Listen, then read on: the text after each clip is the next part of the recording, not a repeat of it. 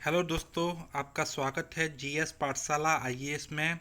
दोस्तों, जैसा कि आपको मालूम है कि हम एनसीईआरटी पुस्तकों का अध्ययन कर रहे हैं और जिसके अंतर्गत क्लास सेवेंथ की एनसीईआरटी को हम पढ़ रहे हैं। क्लास सेवेंथ में भी कौन सी? आपकी सामाजिक और राजनीतिक जीवन वाली एनसीईआरटी। और जिसमें आज का हमारा टॉपिक है स्वास्थ्य में सरकार की भूमिका। इससे पहले पिछला जो टॉपिक था दूसरा, वो हमने पढ़ा था समानता के बारे में। तो ये काफ़ी अच्छे टॉपिक हैं। आईएएस की तैयारी अगर आप करते हैं तो आपको एनसीईआरटी के इन टॉपिकों को ज़रूर पढ़ना चाहिए। तो अब हम बात करेंगे स्वास्थ्य में सरकार की भूमिका क्या होती है। तो सबसे पहले आपको समझना चाहिए डेमोक्रेसी क्या है। तो मैं आपको बता दूं दोस्तों, लोकतंत्र में लोग जो होते हैं वो सरकार से उम्मीद करते हैं। क्या उम्मीद करते हैं? कि सरकार उनके कल्याण के लिए कार्य करेगी। यहाँ पर थोड़ा आप लोकतंत्र को समझ लें। लोकतंत्र का सीधा सा मतलब है, लोकतंत्र वो एक तरीके से राजनीतिक प्रणाली है जिस प्रणाली में लोग अपने शासकों को खुद चुनते हैं, अर्थात उन लोगों को चुनते हैं जो उन पर शासन करेंगे। तो कुल मिलाकर लोकतंत्र की ये परिभाषा है। तो जब ऐसी स्थिति में कि लोग किसको चुन रहे हैं? जो उन पर शासन करेंगे, तो सीधी सी बात है उनसे थोड़ी सी उम्मीद भी लगाएंगे और उस उम्मीद का सीधा सा मतलब है कि उनके कल्याण के लिए भी कार्य करेंगे। तो आप देखेंगे जब लोगों के कल्याण की बात आती है तो कुछ मुद्दे जैसे कि शिक्षा का, स्वास्थ्य का, रोजगार का, ये तीन मुद्दे काफ़ी प्रमुख रहते हैं। इसके साथ साथ उनके लिए घरों के निर्माण का, सड़कों के विकास का और बिजली आदि के मुद्दे प्रमुखता से एक तरीके से देखने को मिलते हैं। कुल मिलाकर जो लोग हैं वो चाहते हैं कि सरकार जो है लोगों के बच्चों के लिए अच्छी शिक्षा की व्यवस्था करे, उनके स्वास्थ्य की व्यवस्था करे, उन्हें रोजगार प्रदान करे ताकि वो अपनी आजीविका चला सकें, क्योंकि रोजगार से काफ़ी चीज़ें जुड़ी होती हैं। तो ये एक उम्मीद की जाती है एक लोकतांत्रिक सरकार से। ठीक है। तो इसमें हम देखेंगे कि इसमें जो टॉपिक आता है स्वास्थ्य का, तो स्वास्थ्य के टॉपिक को समझने से पहले आपको, या स्वास्थ्य में सरकार की भूमिका को समझने से पहले आपको समझना जरूरी है कि स्वास्थ्य क्या होता है। तो स्वास्थ्य का कुछ ऊपरी सतह से अगर हम मतलब निकालें, ऊपरी मतलब, तो हम कह सकते हैं स्वास्थ्य का मतलब है कि बीमारियों से मुक्त रहना या चोट आदि से मुक्त रहना क्या है, एक तरीके से स्वस्थ होने का प्रतीक कहलाता है। ठीक है। लेकिन यहाँ पर मैं आपको बता दूं दोस्तों कि केवल मात्र बीमार होना ही एक तरीके से अच्छे स्वास्थ्य का प्रतीक नहीं है। हो सकता है आप बीमार नहीं हो, लेकिन फिर भी कुछ मुद्दे जैसे कि पानी के पीने के लिए स्वच्छ पानी का मुद्दा हुआ आपका, इसी के साथ आप देखेंगे प्रदूषण मुक्त वातावरण का मुद्दा हुआ, भरपेट भोजन ना मिले आपको तो आप समझ सकते हैं कि आप बीमार हो सकते हैं। और इस तरीके की ये जो जितनी भी परिस्थितियां हैं वो क्या निर्मित कर सकती हैं, आपको बीमार कर सकती हैं। कहने का मतलब, अगर आप सरकार से उम्मीद रखते हैं कि वो आपके स्वास्थ्य पर ध्यान दे, तो इसका मतलब ये नहीं है कि वो अच्छे अच्छे हॉस्पिटल बनवा दे तो आपका काम हो जाए। ऐसा बिल्कुल नहीं है। हॉस्पिटलों के साथ साथ दोस्तों, कि हम जिन कारण से बीमार होते हैं उन कारणों को भी दूर करना एक तरीके से सरकार की जिम्मेदारी होगी। तो पीने के लिए स्वच्छ पानी ज़रूरी है। आप जानते हैं अगर आप गंदा पानी पिएंगे तो बीमार पड़ जाएंगे। कहने का मतलब, ये ज़रूरी नहीं है कि आप बीमार व्यक्ति के लिए ही देखभाल करें। सरकार जो है अपनी जिम्मेदारी बीमार व्यक्तियों के लिए ही निभाए, ऐसा नहीं है, बल्कि लोगों को बीमार ही ना होने दे। तो इस तरीके का ढांचा होना चाहिए एक लोकतांत्रिक सरकार में। तो कुल मिलाकर स्वास्थ्य का मुद्दा सिर्फ हॉस्पिटल तक ही सीमित नहीं है, ध्यान रखें। एक अच्छे स्वास्थ्य के लिए ज़रूरी है कि आपको पीने का पानी मिलता रहे, प्रदूषण मुक्त वातावरण मिलता रहे, भरपेट जो है भोजन आपको मिलना चाहिए। अगर आपको भरपेट भोजन नहीं मिलेगा तो सीधी सी बात है आप में पोषक तत्वों की कमी आ जाएगी। इसके बाद हम एक और चीज़ समझ लें कि स्वास्थ्य का जो संयोग है वो कई चीज़ों से होता है। जब आप स्वस्थ होते हैं तो चुस्त रहते हैं और आपका जो मोटिवेशन लेवल भी काफ़ी ऊंचा रहता है। जबकि इसकी विपरीत अवस्था को आप देख सकते हैं कि आप तनाव मुक्त होते हैं और एक तरीके से आप जो डिसीजन है वो भी तनाव की अवस्था में बेहतर नहीं कर पाएंगे। कुल मिलाकर ये है कि इस टॉपिक में हम पढ़ रहे हैं कि स्वास्थ्य में सरकार की भूमिका क्या होनी चाहिए। यहाँ पर दोस्तों एक बहुत अच्छी तालिका दी गई है और इस तालिका को मैं आईएएस के एग्ज़ाम से बहुत महत्वपूर्ण मानता हूँ। और यहाँ पर एक और चीज़ बता दूँ कि आईएएस के एग्ज़ाम में स्वास्थ्य के प्रश्न काफ़ी आते हैं और जिसमें लिखवाया जाता है, विश्लेषण करवाया जाता है। तो यहाँ पर जो आप तालिका देख रहे हैं, आप देखेंगे विरोधाभासों से भरी हुई तालिका है। कहने का मतलब कि ज़मीनी हकीकत कुछ और है, जबकि ऐसा नहीं है कि हम पिछड़े हुए हैं, हम प्रगति भी कर रहे हैं, लेकिन ज़मीनी हकीकत आज भी काफ़ी स्वास्थ्य के क्षेत्र में बिखरी हुई है। तो आपको मैं बता दूं कि जैसे कि यहाँ पे कुछ डाटा दिए हैं कि आप देख सकते हैं कि संसार भर में भारत में सर्वाधिक मेडिकल कॉलेज हैं, चिकित्सा महाविद्यालय हैं। सबसे अधिक डॉक्टर भी कहाँ पे भारत में तैयार होते हैं। लगभग 15,000 डॉक्टर हर साल भारत में एमबीबीएस करके निकलते हैं एक तरीके से। अब देखिए कितनी बेहतर स्थिति है, तब भी क्या होता है, तब भी आप देखेंगे हमारे यहाँ पर अधिकांश डॉक्टर कहाँ पर रहते हैं, शहरों में रहते हैं, गांव में डॉक्टर नहीं रहते हैं, या हम बोल सकते हैं कि गांव में डॉक्टरों की संख्या बहुत कम है। और ऐसी स्थिति में गांव वाले लोगों को कहाँ शहर आना पड़ता है लंबी दूरी तय करके। तो एक तरफ तो आप देख रहे हैं कि डॉक्टरों की संख्या एक तरीके से 15,000 डॉक्टर जो है आपको मिल रहे हैं हर साल, लेकिन गांव में तब भी कमी बनी हुई है। तो ये एक समस्या है। दूसरा आप देखेंगे कि स्वास्थ्य सेवाओं की सुविधा में वृद्धि हुई है। अगर आप 1950 में देखें, हमारे पास 2,500 या हम बोल सकते हैं 2,700 हॉस्पिटल थे। 1991 में 11,000 हॉस्पिटल थे और 2000 में 18,000 हॉस्पिटल थे। लेकिन फिर भी आप देखेंगे कि आज की स्थिति ये है कि करीब 5 लाख लोग जो है बीमारियों से मर रहे हैं। और जिसमें कौन सी बीमारी, आपकी ट्यूबरक्लोसिस, तपेदिक। इसी तरीके से जो छोटा सा रोग है एक मलेरिया, उससे भी कई मामले दर्ज देखने को मिलते हैं। तो एक तरफ तो हमारी स्वास्थ्य सेवा में वृद्धि हो रही है, जबकि दूसरी तरफ अभी भी कई चुनौतियां बनी हुई हैं। एक और विरोधाभास आप देख सकते हैं चिकित्सा पर्यटक के रूप में, कि हमारे देश में जो पर्यटक हैं वो आते हैं और क्यों आते हैं, अपना उपचार करवाने के लिए। तो इसी आधार पर इसे मेडिकल टूरिज्म का नाम दिया गया है। आते क्यों हैं, सीधी सी बात है, विदेशों से हमारे देश में लोग इलाज करने इसलिए आते हैं क्योंकि हमारे यहाँ पे स्वास्थ्य सुविधाएं एक तरीके से विदेशों की तुलना में काफ़ी सस्ती हैं। और दूसरा, कुछ अस्पताल वास्तव में ऐसे हैं जो अच्छा उपचार उपलब्ध करवाते हैं। जबकि दूसरी तरफ आप देखेंगे हमारे यहाँ लोगों को पीने का पानी भी उपलब्ध नहीं है, स्वच्छ जल। और इस कारण से कई ऐसी बीमारियां भी होती हैं जो संक्रामक बीमारियों की श्रेणी में आती हैं, जैसे कि हैजा हुआ, पेट के कीड़े पड़ जाना हुआ गंदे पानी से, या हेपेटाइटिस वगैरह। मतलब कुल बीमारियों में 21% बीमारी दोस्तों ऐसी हैं जो जल जनित बीमारियां होती है। तो देख रहे हैं आप विरोधाभास कितना है।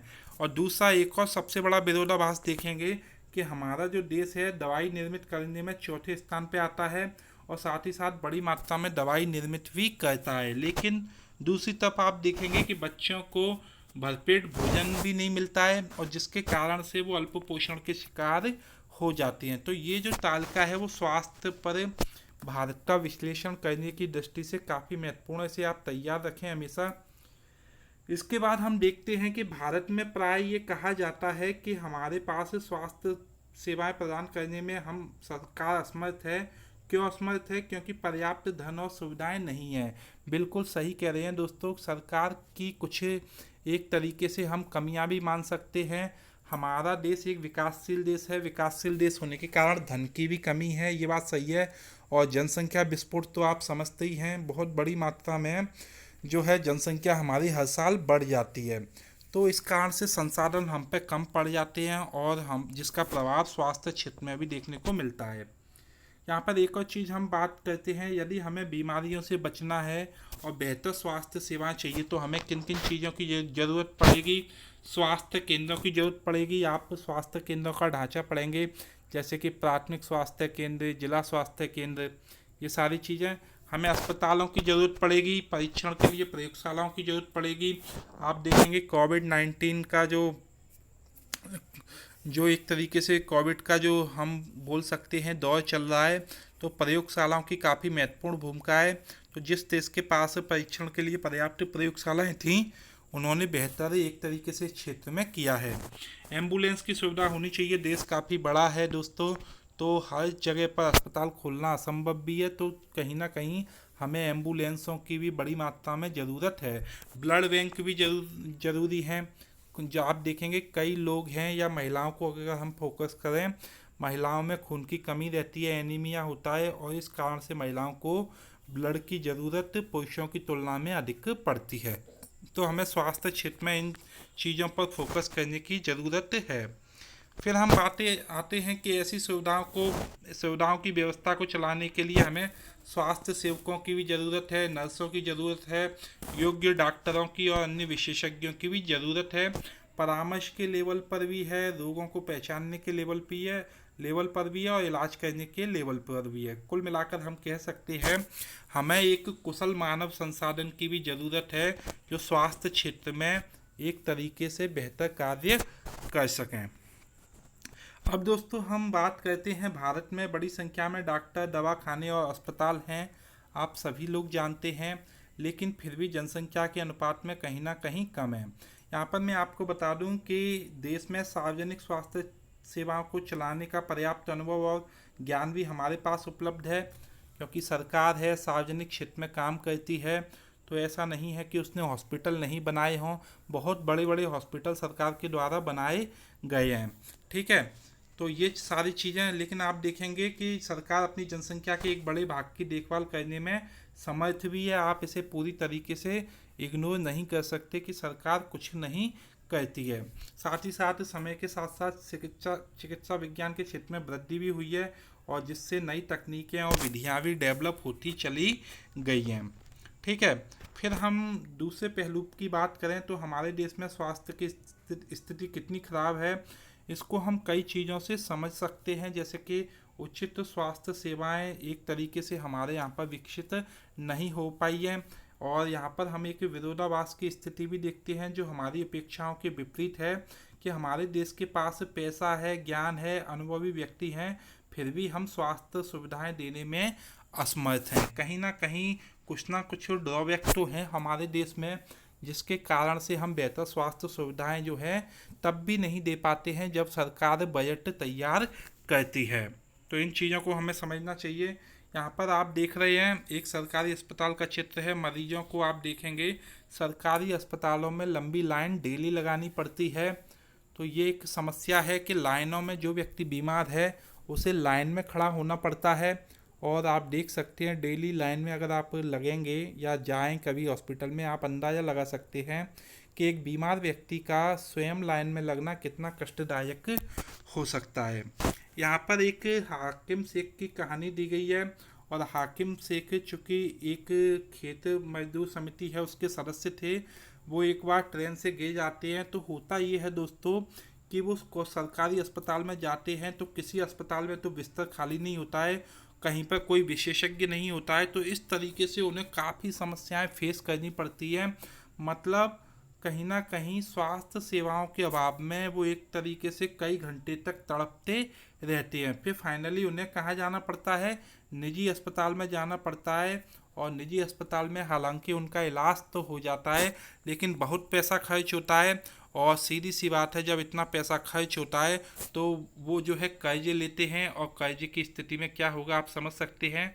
तो ये कहानी हाकिम शेख की कहानी नहीं है दोस्तों, ये कहानी भारत के स्वास्थ्य ढांचे की कहानी है, कि आज की डेट में कई लोग इसलिए ऋणग्रस्तता का या कर्जदारी का शिकार हो जाते हैं क्योंकि उन्हें सरकार की तरफ से बेहतर स्वास्थ्य सुविधाएं नहीं मिलती है। तो इस बात को लेकर हाकिम शेख नाराज होते हैं, थोड़े एक्टिव थे, तो वो कोर्ट में मुकदमा भी करते हैं सरकार के विरोध में, जिसका परिणाम मैं आपको बता दूं कि बाद में बताया है इस चैप्टर में। होता ये है कि कोर्ट निर्णय देती है कि हाकिम शेख को जो है जीवन का अधिकार है, अच्छा स्वास्थ्य पाने का अधिकार है, तो जो भी उनका पैसा खर्च हुआ था निजी अस्पताल में, सरकार को निर्देश दिया गया कि उन्हें वो पैसा दिया जाए।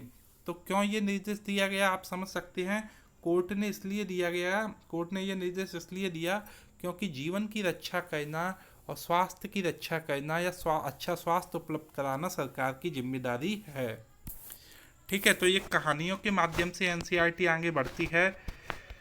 तो यहाँ पर हम बात करते हैं एक इलाज के खर्च की। तो दोस्तों यहाँ पे एक दूसरी कहानी है, दो मित्रों की कहानी है, अमन और रंजन की, जिसमें से एक अमीर परिवार का व्यक्ति है, एक गरीब परिवार का है। मैं आपको इसका पूरा कंक्लूजन बता देता हूँ कि दोनों ही लोग बीमार पड़ते हैं। तो एक व्यक्ति जो गरीब होता है, मतलब इसमें से जो अमन है, जो गरीब होता है, तो उसे एक सरकारी अस्पताल में अपना इलाज करवाना पड़ता है, जबकि रंजन को अपना इलाज जो है निजी अस्पताल में करवाता है, जहाँ पर सारी सुविधाएं होती हैं और वो एक तरीके से अपनी बीमारी को भी इंजॉय करता है। उसका यहाँ पर एक कथन है कि उसका अस्पताल कैसा था, 5 स्टार होटल जैसा था, मतलब अपनी बीमारी को भी वो इंजॉय कर रहा है। जबकि दूसरा व्यक्ति जो कि गरीब समुदाय से है, जो कि बीमार होने से भी डरते हैं, क्योंकि उन्हें पता है कि एक बीमारी अगर आ गई तो क्या होगा, समस्याएं बहुत ज़्यादा बढ़ जाएंगी, परिवार ऋणग्रस्तता की तरफ बढ़ जाएगा। तो ये जो समस्या है, जो समस्या भारत का गरीब जो है डेली फेस करता है, तो ये चीज़ है। साथ ही साथ आप देखेंगे कई ऐसी चीज़ें हैं जो वहाँ पर हमें देखने को नहीं मिलती हैं सुविधाएं। ठीक है, ब्लड बैंक में आप देखेंगे तो ब्लड की कमी देखने को मिल जाएगी। तो ये सारी चीज़ है। जांच आदि में आप देख सकते हैं बहुत समस्याएं होती हैं। ठीक है, कभी कभी आप ये एक चीज़ और देखेंगे कि जो डॉक्टर होते हैं वो डॉक्टर प्राइवेट की तरफ लोगों को एक तरीके से भेज देते हैं सरकारी हॉस्पिटल से। तो कहीं ना कहीं एक तरीके से जो उत्तम स्वास्थ्य सुविधाएं मिलनी चाहिए वो स्वास्थ्य सुविधाएं नहीं मिलती है। तो कुल मिलाकर अगर कोई एक ही व्यक्ति जो है, अलग अलग वर्गों के व्यक्ति एक ही बीमारी से ग्रसित होते हैं तो उनके बचने के चांसेज भी अलग अलग हैं। अगर एक अमीर व्यक्ति अगर बीमार होता है तो उसके बचने के चांसेस ज़्यादा हैं, जबकि एक गरीब व्यक्ति बीमार होता है तो उसके बचने के चांसेस कम हैं। ये अंतर क्यों आया? भारत की स्वास्थ्य सुविधाओं के कारण, क्योंकि अमीर व्यक्ति निजी क्षेत्र की स्वास्थ्य सुविधाओं से बच सकता है, जबकि गरीब व्यक्ति पता पड़ा हॉस्पिटल तक पहुंच भी नहीं पाएगा और मर जाएगा। तो हम देख सकते हैं कि यहाँ पर एक और चीज़ बताई है कि सार्वजनिक और निजी स्वास्थ्य सेवाओं के बारे में। तो हम कह सकते हैं कि स्वास्थ्य सेवाएं दो प्रकार की होती हैं, सार्वजनिक और निजी। सीधा सा मतलब है जो हॉस्पिटल सरकार चलाती है वो सार्वजनिक स्वास्थ्य सेवाओं के अंतर्गत आएंगे, और जो हॉस्पिटल निजी क्षेत्र के डॉक्टर चलाते हैं, कमेटियाँ जो ट्रस्ट चलाते हैं, वो कहलाते हैं आपके निजी स्वास्थ्य सेवाएं। तो यहाँ पर हम अंतर पढ़ेंगे कि दोनों में अंतर क्या है। ठीक है, थोड़े से अंतरों को आप जान लें तो आप पाएंगे कि सार्वजनिक स्वास्थ्य सेवा के अंतर्गत क्या होगा कि स्वास्थ्य केंद्रों अस्पतालों की एक श्रृंखला होती है जो किसके द्वारा चलाई जाती है, सरकार के द्वारा चलाई जाती है। ये केंद्र एवं अस्पताल आपस में कनेक्ट होते हैं, जिससे ये शहरी और ग्रामीण दोनों क्षेत्रों को सुविधाएं प्रदान करते हैं। कुल मिलाकर सरकार ने गाँव में भी हॉस्पिटल खोले हैं, शहरों में भी खोले हैं, तहसीलों में भी खोले हैं, और सभी एक दूसरे से संबंधित हैं और सभी बीमारियों का इलाज प्रदान करते हैं। आप देखेंगे गांव के स्तर पर एक स्वास्थ्य केंद्र होता है और यहाँ पर एक स्वास्थ्य सेवक रहता है और इसे सामान्य बीमारियों के इलाज के लिए ट्रेंड किया जाता है। ठीक है, गांव के स्तर पर से मतलब मोटी मोटी जो बीमारियां हैं एक तरीके से उनकी दवाइयों के बारे में बता दिया जाता है, एक ऊपरी जो है ट्रेनिंग दी जाती है। फिर आप देखेंगे कि और भी प्राथमिक स्वास्थ्य केंद्र के डॉक्टरों की देखरेख में काम करते हैं। ये पब्लिक जो प्राइमरी हेल्थ सेंटर है वो काफ़ी महत्वपूर्ण है। प्राइमरी हेल्थ सेंटर कई गांवों के बीच में एक हो रहता है, तो ग्रामीण क्षेत्र में ऐसा केंद्र कई गांवों की ज़रूरतों को पूरा करने का कार्य करता है। जिला स्तर पे आप देखेंगे जिला हॉस्पिटल होता है जो इन सब स्वास्थ्य केंद्रों की देखभाल करता है, और बड़े शहरों में तो आप कई सरकारी अस्पताल देखते ही हैं। तो ये हमारे सार्वजनिक स्वास्थ्य केंद्र का क्या है, सार्वजनिक स्वास्थ्य सेवाओं का ढांचा है कि ज़िले में भी होते हैं, तहसील स्तर पर भी होते हैं, गांव के स्तर पर भी रहती हैं और सभी एक दूसरे से संबंधित होते हैं। ठीक है, तो यहाँ पर अब हम देखते हैं कि इन स्वास्थ्य सेवाओं को कई कारणों से हम सार्वजनिक कहते हैं। तो सार्वजनिक या जो हम पब्लिक शब्द है उसका मतलब समझ लीजिए कि सरकार ने सभी नागरिकों को स्वास्थ्य सेवाएं प्रदान करने की वचनबद्धता को पूरा करने के लिए ये अस्पताल और स्वास्थ्य केंद्र स्थापित किए हैं। इन सेवाओं को चलाने के लिए धन कहाँ से आता है, तो धन उस पैसे से आता है जो लोग सरकार को टैक्स के रूप में देते हैं। सीधी सी बात है, सरकार हॉस्पिटल चला रही है, बनवा रही है, तो पैसा कौन दे रहा है? देश की जनता पैसा टैक्स के रूप में दे रही है। इसलिए इन सुविधाओं पर किसका हक होता है? सबका हक होता है। इसी तरीके से हम देखेंगे सार्वजनिक स्वास्थ्य व्यवस्था का एक महत्वपूर्ण पहलू यह भी है कि इसका उद्देश्य अच्छी स्वास्थ्य सेवाएं निःशुल्क और बहुत कम कीमत पर उपलब्ध करवाना है, जिससे गरीब व्यक्ति भी अपना इलाज करवा सके। कुल मिलाकर ये है कि सरकार अगर इस क्षेत्र में काम करती है तो गरीबों की स्वास्थ्य सेवाओं तक पहुंच हो जाएगी। ठीक है। तो आप देखेंगे कि स्वास्थ्य सेवाओं के अन्य महत्वपूर्ण कार्य भी हैं, जैसे कि बीमारियां, टीबी, मलेरिया, पीलिया, दस्त लगना आदि बीमारियों को फैलने से रोकना, और इनकी व्यवस्था सरकार को लोगों के सहयोग से ही करनी पड़ती है, अन्यथा यह असफल हो जाएंगी। कहने का मतलब, जो सार्वजनिक चीज़ है, जब तक जनता इसमें सहयोग नहीं करेगी एक तरीके से सार्वजनिक इंफ्रास्ट्रक्चर को बचाए रखने में, तो अब तक वो चीज़ें सफल हो ही नहीं सकती है। इसीलिए तो हम हमेशा कहते हैं कि सार्वजनिक संपत्ति की देखभाल करें। तो जो आपका हॉस्पिटल है सरकारी, वो भी क्या है? सार्वजनिक संपत्ति है। और कुल मिलाकर एक और चीज़ हम कह सकते हैं कि जागरूकता का होना तो बहुत ज़रूरी है। अगर जागरूकता दोस्तों नहीं होगी तो यकीन मानिए कुछ नहीं हो सकता। जागरूकता का लेवल तो उच्च रहना ही चाहिए हर समाज में। जैसे कि आप देख सकते हैं, बीमारी में देख सकते हैं, जो कि मलेरिया या चिकनगुनिया वगैरह होता है, तो लोग थोड़े भी अगर जागरूक होंगे तो डेंगू से बच सकते हैं, मलेरिया से बच सकते हैं, चिकनगुनिया से बच सकते हैं। और जब ये बचे जाएंगे तो स्वास्थ्य सेवाओं पर एक तरीके से बहुत ज़्यादा बोझ नहीं पड़ेगा। ठीक है। यहाँ पर मैं एक चीज़ और बता दूँ आपको, जो कि टैक्स से संबंधित है, कि हमें सरकार को टैक्स क्यों देना चाहिए। तो दोस्तों इस सवाल का जवाब आपको मिल गया होगा, क्योंकि सरकार जो पैसा मिलता है टैक्स से, उससे सार्वजनिक सेवाएं मुहैया कराती है और जिसका फ़ायदा सभी व्यक्ति उठाते हैं। आप देखेंगे इसी पैसे का उपयोग कई क्षेत्रों में किया जाता है, चाहे रक्षा हो, पुलिस हो, न्यायिक व्यवस्था हो, राजमार्ग बनाना हो। मतलब सरकार जो भी पैसा खर्च कर रही है वो मेनली कहाँ से आ रहा है? टैक्स से आ रहा है। और इसी तरीके से आप देखेंगे सरकार इस टैक्स के पैसे से ही कुछ प्रोग्राम चलाती है, सेवाएं उपलब्ध कराती है। वही आपका शिक्षा हुआ, स्वास्थ्य हुआ, रोजगार हुआ, सामाजिक कल्याण हुआ, व्यावसायिक प्रशिक्षण आदि हुआ। तो ज़रूरतमंद नागरिकों को इससे काफ़ी लाभ प्राप्त होते हैं। साथ ही साथ एक और चीज़, जब भी कोई आपदा आती है, बाढ़, भूकंप, सुनामी वगैरह, तब जो राहत और पुनर्वास के कार्य चलाए जाते हैं, तो उसके लिए भी पैसा कहाँ से आ रहा है?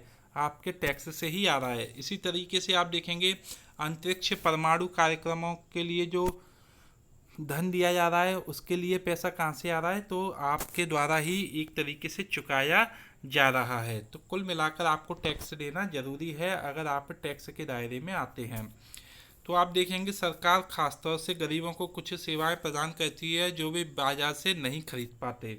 कुल मिलाकर टैक्स का सबसे बड़ा उपयोग यही है कि अगर आप लोग टैक्स देंगे तो ज़्यादा से ज़्यादा गरीबों के लिए या वंचित वर्गों के लिए सुविधाएं जो हैं सरकार उपलब्ध करवा पाएगी।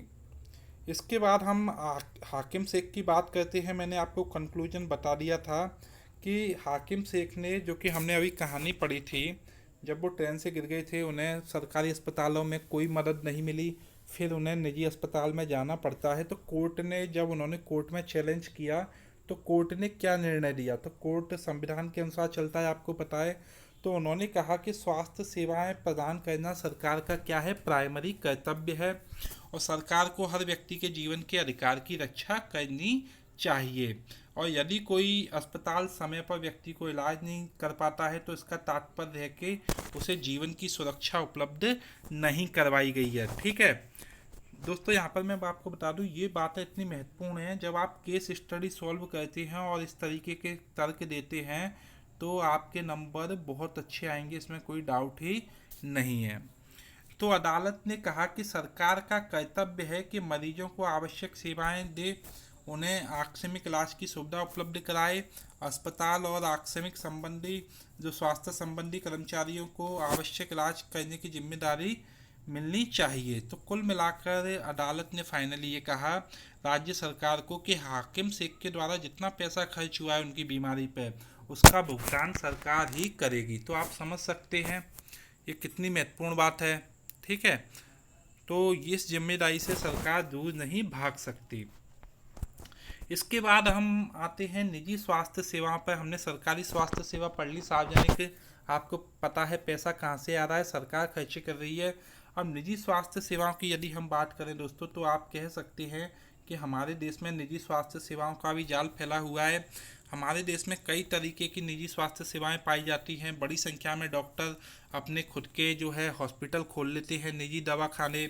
गांव में भी आप देखेंगे आपको आरएमपी मिल जाएंगे, इसकी फुल फॉर्म जरूर ध्यान रखें, पंजीकृत चिकित्सा व्यवसायी, मतलब रजिस्टर्ड मेडिसिनल प्रैक्टिस, ठीक है, practitioner, sorry, registered medical practitioner. तो ये व्यक्ति वो होते हैं जिन्हें थोड़ी सी जानकारी होती है एक तरीके से इलाज करने की, तो ये ग्रामीण क्षेत्रों में एक तरीके से इलाज करने का काम करते हैं। तो आप देखेंगे शहरी क्षेत्रों में भी बड़ी संख्या में डॉक्टर हैं, जिनमें से बहुत विशेषज्ञ भी हैं कुछ, और निजी रूप से चलाए जा रहे अस्पताल व नर्सिंग होम भी हैं। काफ़ी संख्या में आपको प्रयोगशालाएं भी मिल जाएंगी निजी क्षेत्र में, पर जो परीक्षण करती हैं और कई सुविधाएं जैसे कि अल्ट्रासाउंड करवाना, एक्सरे करवाने की सुविधाएं देती है। ठीक है, तो कुल मिलाकर निजी क्षेत्र का भी अपना एक जाल बना हुआ है। क्यों जाल बना हुआ है आप समझ सकते हैं, निजी क्षेत्र हमेशा लाभ के लिए काम करता है, तो इसलिए उसको मालूम है कि देश में बेहतर स्वास्थ्य सुविधाएं नहीं हैं, सार्वजनिक स्वास्थ्य सुविधाओं में कमी है, इसलिए वो अपने निजी स्वास्थ्य सेवाओं को उपलब्ध करवाने का प्रयास करते हैं। यहाँ पर आप एक चित्र देख रहे हैं जिसमें आप देख सकते हैं क्या स्थिति है अस्पताल की। ठीक है, ये चित्र के माध्यम से, तो सरकारी अस्पताल में बीमार बच्चे के साथ एक औरत है, और आप देखेंगे एक संस्था है यूनिसेफ, जो कि हमारे जो है यूनाइटेड नेशन से जुड़ी है। तो आप देखेंगे इसकी रिपोर्ट है कि हर साल 20 लाख बच्चे ऐसी स्थितियों के कारण मर जाते हैं। ठीक है, इसके बाद हम देखते हैं कि किन किन अर्थों में सार्वजनिक स्वास्थ्य व्यवस्था सबके लिए उपलब्ध एक सेवा है। तो आपको इस प्रश्न का उत्तर आसानी से दे सकते हैं कि सार्वजनिक स्वास्थ्य व्यवस्था सबके लिए उपलब्ध होती है, आप ये बात कैसे कह सकते हैं। तो इसके लिए आप अपने तर्कों को दे सकते हैं। फिर हम निजी स्वास्थ्य सेवाओं की जो बात कर रहे थे उसमें हम देख सकते हैं कि निजी स्वास्थ्य सेवाओं पर सरकार का स्वामित्व और नियंत्रण नहीं होता। ये बहुत महत्वपूर्ण लाइन है। सीधी सी बात है, जो भी सार्वजनिक व्यवस्था होगी उस पर सरकार का स्वामित्व होगा, सरकार का नियंत्रण होगा, लेकिन निजी स्वास्थ्य सेवाओं पर पब्लिक का जो सरकार है उसका जो है कंट्रोल नहीं होता है, निजी कर्मियों का कंट्रोल रहता है। सार्वजनिक स्वास्थ्य सेवाओं के विपरीत निजी स्वास्थ्य सेवाओं में मरीजों को हर सेवा के लिए कितना बहुत सारा धन व्यय करना पड़ता है। कुल मिला के हम कह सकते हैं कि पूरा खेल पैसों का है।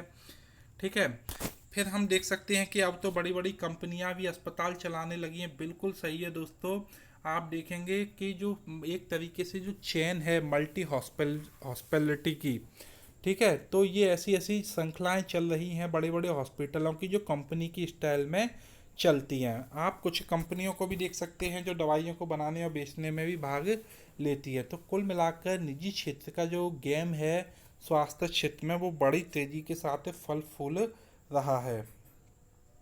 इसके बाद हम यहाँ पर एक चित्र दिया है, आपने अभी देखा था जो ऊपर बच्चे का अस्पताल सरकारी हॉस्पिटल में कैसे हो रहा था, जबकि आप यहाँ पर एक निजी हॉस्पिटल को देख सकते हैं और कुल मिलाकर स्वास्थ्य सुविधाएं काफ़ी बेहतर हैं। ये दिल्ली के एक अस्पताल का रूम है।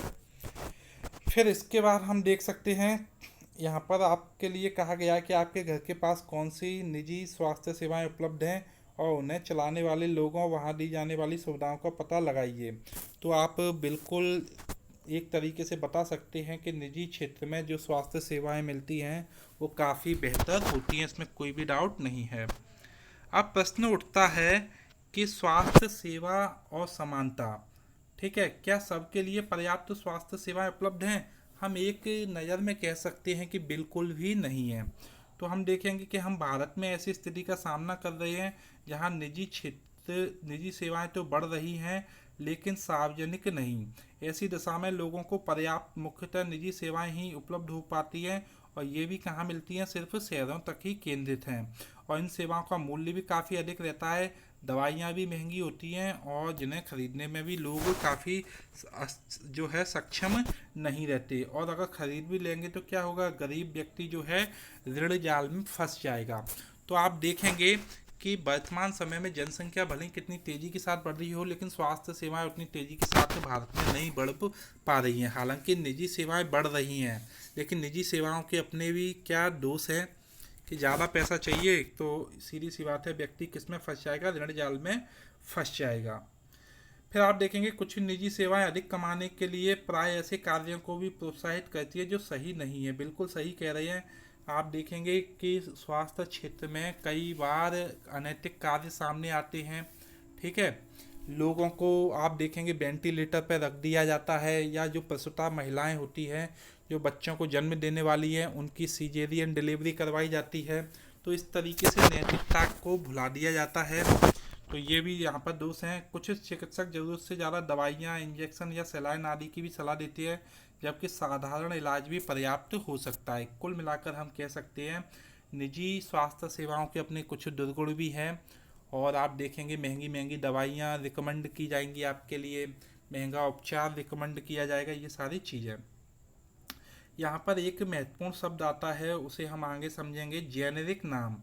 तो आपको बता दूं कि भारतीय आयुर्विज्ञान परिषद है जो है, उसने अपनी नैतिक संहिता में कहा है कि जहाँ तक संभव हो प्रत्येक डॉक्टर को औषधि का जेनेरिक नाम ही उपचार पर्ची पर लिखना चाहिए और सुनिश्चित करना चाहिए कि यह युक्ति युक्त और उपयुक्त रूप में हो। अब आपको मैं बता दूं दोस्तों कि होता क्या है, आजकल डॉक्टर जो दवाइयाँ लिखते हैं वो ब्रांड नेम लिखते हैं हमेशा। ठीक है, और ब्रांड नेम की जो दवाइयाँ होती हैं वो काफ़ी महंगी होती हैं। ऐसी स्थिति में सरकार ने कहा है कि डॉक्टरों को जेनेरिक नेम लिखना चाहिए। अब जेनेरिक नेम क्या होता है, इसे मैं अभी आपको बता रहा हूँ। पहले आप सरकार की इस योजना को देख सकते हैं, जन औषधि मेडिकल स्टोर, दाम कम दवाई उत्तम, या जन औषधि योजना। इसमें क्या है, सीधा सा रिकमेंड किया जाता है कि ब्रांडेड मेडिसिन नहीं दी जाए। क्या दी जाए, आपको जेनरिक मेडिसिन दी जाए, क्योंकि जेनरिक मेडिसिन का प्राइस ज़्यादा होता है।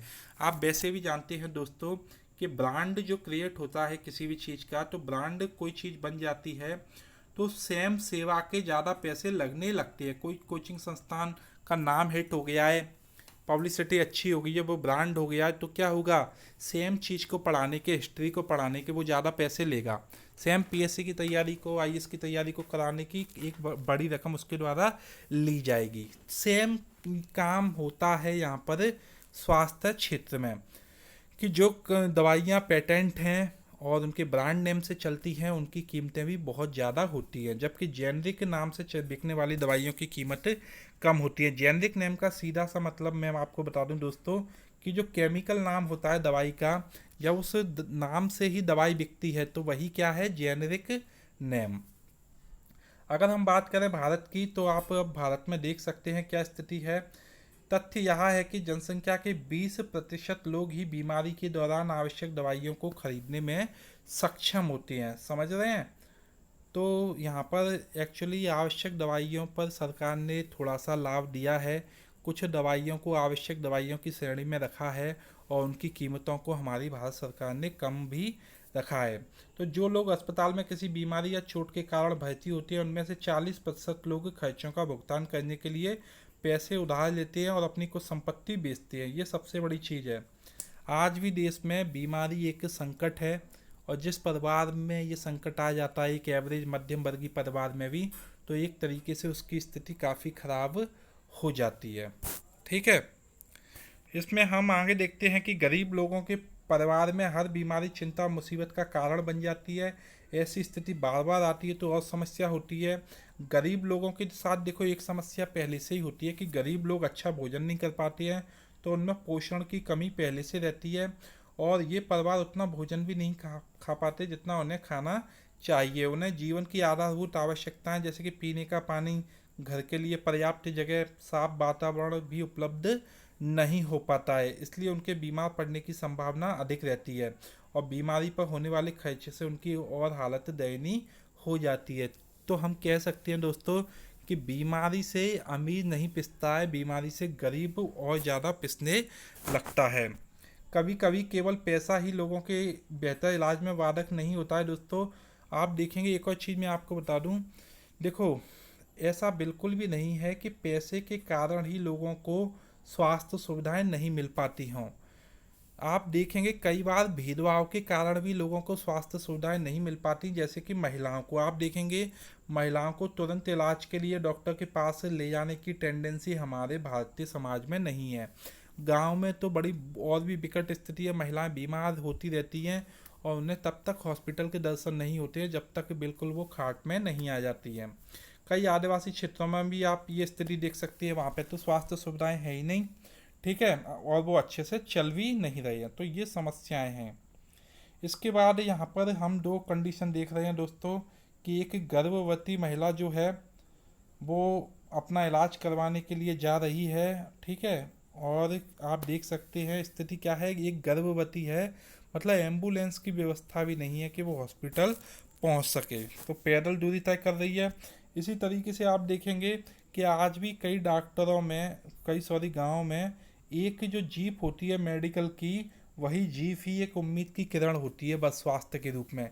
ये जीप सप्ताह में या महीने में एक बार जाती है और जो भी दवाइयाँ वगैरह होती है उनका वितरण करती है। तो कई जगहों पर तो बस यहाँ जो मेडिकल विभाग की जो टीम है जो जीप से दौरा करती है, गार्ड मोबाइल दौरा करती है, वही एकमात्र स्वास्थ्य क्षेत्र में उम्मीद की किरण है।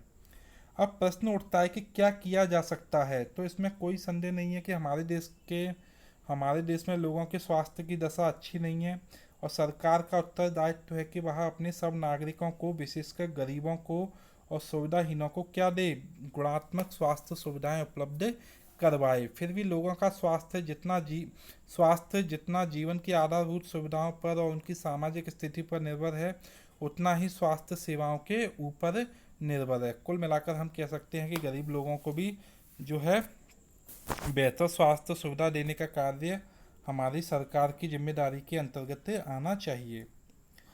अब आता है यहाँ पर एक केस स्टडी है केरल राज्य की। तो दोस्तों 1996 में केरल सरकार ने अपने राज्य में कुछ परिवर्तन किए और परिवर्तन ये था कि उन्होंने जो बजट था उसका 40% जो बजट था वो पंचायतों को दे दिया, ठीक है, कि पंचायतों के माध्यम से वो अपने राज्य का विकास करेंगे और पंचायतों ने भी अपनी आवश्यकताओं को योजनाबद्ध किया, ठीक है, गांव के लिए पीने के पानी की व्यवस्था करवाई, पोषण की व्यवस्था करवाई, औरतों के विकास और शिक्षा के लिए भी खर्च किया, जल वितरण व्यवस्था की जांच की व्यवस्था की गई, स्कूलों और आंगनवाड़ियों के काम को भी सुनिश्चित किया गया। कुल मिलाकर गांव में काफ़ी सकारात्मक सुधार किए गए। तो आप देखेंगे सीधी सी बात है, जब इतनी सारी चीज़ों में सुधार किया गया तो इनका कहीं ना कहीं डायरेक्टली और इनडायरेक्टली संबंध स्वास्थ्य से है। कोई व्यक्ति अगर शिक्षित होगा तो अपने स्वास्थ्य पर ये जो है ज़्यादा एक तरीके से ध्यान देगा। पीने के पानी की व्यवस्था हो चुकी है तो सीधा सा मतलब है, अगर अच्छा पानी मिल रहा है तो व्यक्ति पानी की जो बीमारियां होती हैं, जल जनित बीमारियां, उनसे जो है उनके शिकार नहीं होंगे। तो स्वास्थ्य केंद्रों में भी सुधार किया गया, स्थिति में सुधार आया। इतने प्रयत्नों के बाद भी कुछ समस्याएं अभी भी बनी हुई हैं, जैसे कि दवाइयों की कमी अभी भी है, अस्पतालों में अपर्याप्त बिस्तरों की समस्या है और पर्याप्त डॉक्टरों का ना होना भी अभी भी समस्या बना हुआ है। कुल मिलाकर एक अच्छा मॉडल है केरल का, कि काफ़ी हद तक उन्होंने कंट्रोल किया, लेकिन फिर भी कुछ समस्याएं बनी हुई हैं। इस डायग्राम में आपको बताया है कि ये केरल राज्य है, बिल्कुल भारत का एक तटीय राज्य है। अब यहाँ पर हम एक दूसरे देश का एग्जाम्पल देख रहे हैं जो कि कोस्टा रिका है, और ये आप देखेंगे उत्तरी अमेरिका का देश है कोस्टा रिका। तो आप सॉरी दक्षिणी अमेरिका का देश है। कोस्टा रिका को दक्षिण अमेरिका का सबसे स्वस्थ देश माना जाता है। अब ये क्यों है, इसलिए सबसे स्वस्थ देश की कैटेगरी में आता है ये, क्योंकि उनके संविधान में उत्तम स्वास्थ्य की व्यवस्था की गई है। कोस्टा रिका ने बहुत महत्वपूर्ण निर्णय लिया था कई साल पहले कि वो देश में सेना नहीं रखेंगे। तो सीधी सी बात है, सेना नहीं रखेंगे तो सेना पर जो पैसा खर्च होता है वो पैसा अब कहाँ पर खर्च होगा, लोगों के स्वास्थ्य और शिक्षा पर खर्च होगा, और इसके माध्यम से लोगों की हेल्थ भी बेहतर हो सकेगी। तो कोस्टा रिका की सरकार ने ये निर्णय लिया, आवश्यक मूलभूत सुविधाएं उपलब्ध करवाईं, पीने का पानी उपलब्ध करवाया, पोषण और आवास की व्यवस्था की, शिक्षा की व्यवस्था की। तो कुल मिलाकर कोस्टा रिका काफ़ी हद तक बहुत मजबूत स्थिति में पहुंच गया, ठीक है। तो इस तरीके से ये चैप्टर हुआ। अंत में हम अभ्यास के रूप में देख लें इसमें क्या दिया है। तो हमने पढ़ा कि स्वास्थ्य में सिर्फ बीमारी की बात नहीं की जा सकती, संविधान से लिए गए एक अंश को यहाँ पर हम पढ़ सकते हैं। अपने शब्दों में समझाइए कि जीवन का स्तर और सार्वजनिक स्वास्थ्य के क्या मायने होंगे। तो आप आर्टिकल 21 की बात कीजिए और इस प्रश्न को सॉल्व आप कर सकते हैं।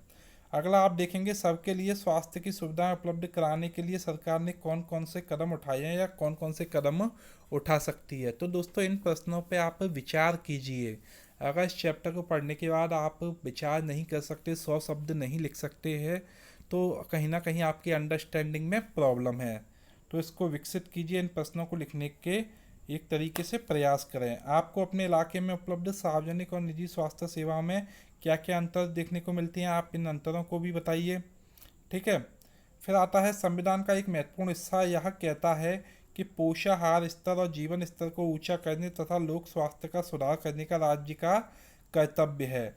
आप देखेंगे ये लाइन हमारे राज्य के नीति निर्देशक तत्वों में लिखी है कि राज्य का कर्तव्य है कि वो लोगों के पोषाहार स्तर को, मतलब अच्छा पोषण मिले, उन्हें अच्छा भोजन प्राप्त कर सकें वो जनता, ताकि वो बीमार नहीं हो, अच्छा जीवन स्तर प्राप्त कर सकें, और लोक स्वास्थ्य का सुधार करने की जिम्मेदारी किसे सौंपी गई है, राज्य को सौंपी गई है। तो कुल मिलाकर आपने अगर राज्य के नीति निर्देशक तत्व पढ़े हैं तो आपको पता होगा ये राज्य के नीति निर्देशक तत्व कितने महत्वपूर्ण हैं सरकार की जिम्मेदारियों को तय करने में। ठीक है, यहाँ पर कुछ शब्दों का संकलन दिया गया है, आप इन्हें देख सकते हैं कि सार्वजनिक का मतलब क्या है। तो वह सेवा या वह कार्य जो देश के सब लोगों के लिए हो और मुख्य रूप से सरकार के द्वारा आयोजित किए जाते हैं, जैसे कि स्कूल, अस्पताल, टेलीफोन एक्सचेंज, तो ये सभी सेवाएं सार्वजनिक सेवाओं के दायरे में आती हैं। लोग इन सेवाओं की मांग कर सकते हैं और यदि ये सेवाएं काम नहीं करती हैं तो सवाल भी उठा सकती हैं। तो यहाँ पे देखो बहुत महत्वपूर्ण बात की गई है कि अगर ये सेवाएं ठीक से काम नहीं करती हैं तो इन पर सवाल भी उठाया जा सकता है। अगर आपको अच्छी स्वास्थ्य सुविधाएं नहीं मिलती हैं, जो कि सरकार का कर्तव्य है, तो आप फिर अपनी सरकार के लिए, सरकार को उसको जागरूक करने के लिए कदम उठा सकते हैं। और लोकतांत्रिक देश में कदम के रूप में क्या है, सीधा सा आप आंदोलन के माध्यम से सरकार को लिखित रूप में अवगत करा सकते हैं, मीडिया का सहयोग ले सकते हैं। निजी सेवाओं का मतलब क्या है, तो वह सेवा या कार्य जो किसी व्यक्ति या कंपनी के द्वारा अपने मुनाफे के लिए आयोजित किया जाता है। आपको बता दूं दोस्तों, सार्वजनिक सेवाएं कभी मुनाफे के लिए आयोजित नहीं होती हैं, जबकि आप देखेंगे निजी सेवाएं मुनाफे के लिए ही जो है आयोजित करवाई जाती हैं। फिर हम बात करते हैं चिकित्सा पर्यटक या मेडिकल जो टूरिस्ट है वो कौन होते हैं। तो ये वो विदेशी पर्यटक हैं जो इस देश के उन अस्पतालों में अपना इलाज कराने के लिए विशेष रूप से यहाँ आते हैं, जहाँ उन्हें अपने देश की तुलना में बहुत कम मूल्य पर अच्छी सुविधाएं प्राप्त होती हैं। तो दोस्तों एक विशेष शब्द आज की स्थिति में प्रचलित है, मेडिकल टूरिज्म। इसका मतलब मैं आपको बता ही चुका हूँ कि विदेश के लोग हमारे देश में या अन्य देशों में जो है अपना एक तरीके से क्या करवाने जाते हैं, इलाज करवाने जाते हैं। कारण वही है कि सुविधाएं अच्छी हैं और उनकी कीमत भी कम है। एक शब्द आता है दोस्तों ओपीडी, इसका मतलब है आउट पेशेंट डिपार्टमेंट या बाह्य रोगी विभाग। तो अस्पतालों में आप देखते होंगे कि किसी विशेष वार्ड में भर्ती होने से पहले क्या होता है, आपको ओपीडी में जाना पड़ता है, चेक करवाना पड़ता है। इसके बाद एक आता है नैतिक आचार। तो किसी व्यक्ति के व्यवहार को प्रभावित करने वाले नैतिक सिद्धांत क्या कहलाते हैं, नैतिक आचरण या नैतिक आचार के रूप में जाने जाते हैं। अब यहाँ पे एक अंतिम डेफिनेशन आती है जेनेरिक नाम। तो वास्तव में दोस्तों ये दवाइयों के रासायनिक नाम होते हैं और वे दवाइयों में प्रयुक्त सामग्रियों की पहचान करते हैं कि ये दवाई किस किस से मिलकर बनी है। विश्व स्तर पर इन्हें भी मान्यता प्राप्त है। जैसे कि हम बेस्ट एग्जांपल देख सकते हैं कि एसिटाइल सैलिसिलिक एसिड जो है ये एक जेनेरिक नाम है, जबकि एस्पिरिन इसका क्या है, एक ब्रांड नेम है। तो ये दो अंतर है जो आप समझ सकते हैं। तो दोस्तों इस तरीके से हमने ये सेकंड चैप्टर पढ़ा कि स्वास्थ्य में सरकार की भूमिका क्या है। तो हम कह सकते हैं सरकार की भूमिका है और सरकार को इस भूमिका को निभाने के लिए सीधी सी बात है, अपनी जिम्मेदारियों से सरकार दूर नहीं हट सकती। ओके दोस्तों, अब मैं आपसे नेक्स्ट क्लास में मिलता हूँ। धन्यवाद।